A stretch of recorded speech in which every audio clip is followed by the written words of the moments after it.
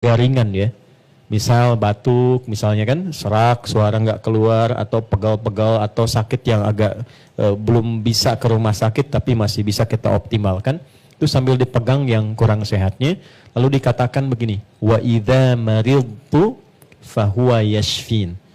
Teman-teman boleh catatkan itu di Quran surah 26 Asy-Syu'ara di ayat ke-80. Wa idza maridtu fahuwa yashfin. Maksudnya, kalau aku sakit, pasti Allah sembuhkan. Jadi di situ ditanamkan cara psikologi, kalau sakit itu justru jangan mengeluh. Jangan merasa lemah. Justru saat kita itu merasa lemah, ya maka ada sel namanya SK kalau nggak salah, atau NK ya.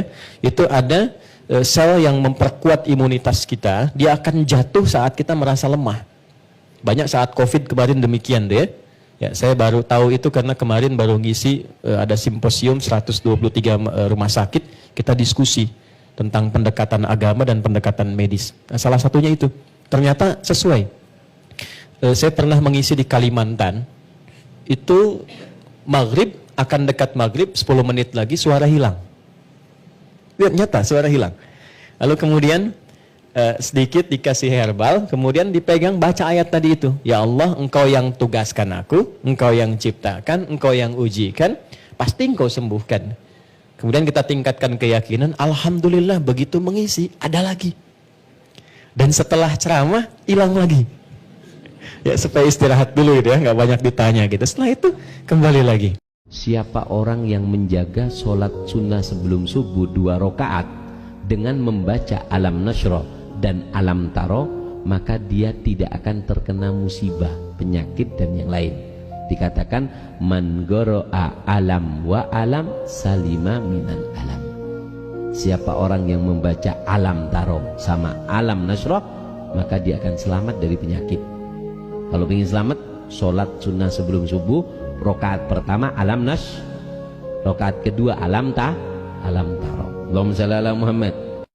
Ketika Anda sehat dan masih punya umur, jangan sia-siakan, karena akan datang satu saat Anda tidak sehat dan tidak bisa maksimal ibadah. Selama Anda masih bisa dan mampu maksimal ibadah, manfaatkan, jangan dirugikan.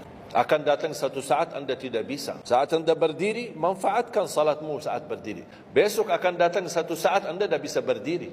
Bahkan ada orang yang ingin sekali sujud, tapi dia bisa. Karena sakit lutut, dia tidak bisa lipatkan kakinya, tidak bisa sujud. Betapa banyak orang yang merugi. Ketika dia sehat, dia tidak memanfaatkan dan menikmati ibadahnya.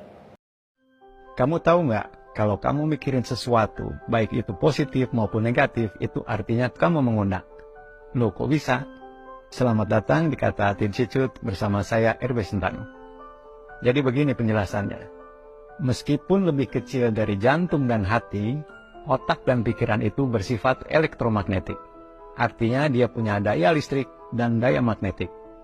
Makanya apapun yang kamu pikirkan, alam mulai bergerak untuk mewujudkannya sesuai sinyal elektromagnetik yang kamu kirimkan.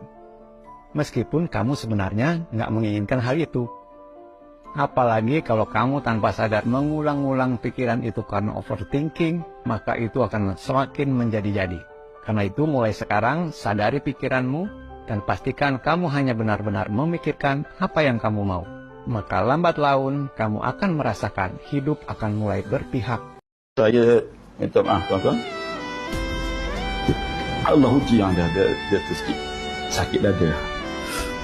Dia 5 hari lepas saya kena silap sendiri juga lah. Ada sekejap. Apa ni perubahan saya kata. Allah SWT. Ya Allah, ya Allah.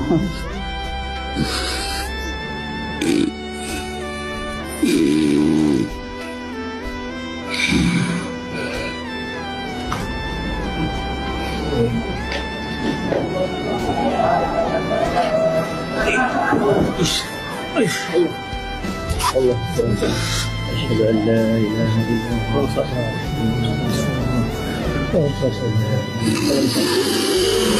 Allah